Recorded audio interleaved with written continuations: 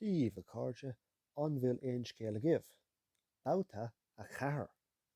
Ar an sathairn an 12 de mí Aibreán, 5 Longford in Aibreán, UCD a fheiceáil.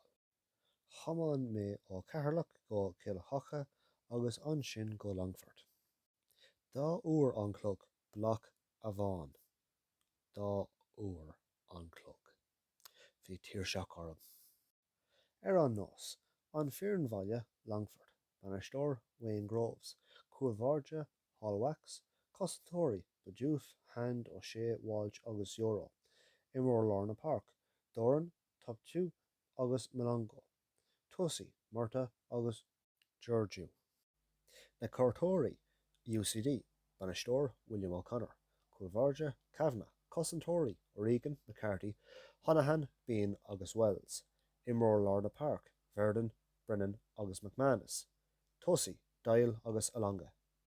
Tus an chéad bhí ceannas ag UCD ar an oscailt ach bhí Longford láidir.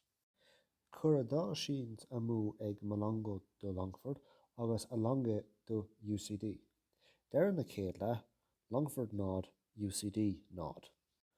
An 17 is seasca, scóráil ragad lena ceann.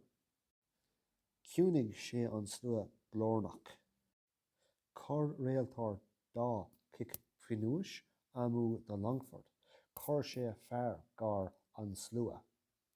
Deir an chéad leat, Longford nád UCD a hÉireann. Conradh na hÉireann blach ar fad agus ar Celtic.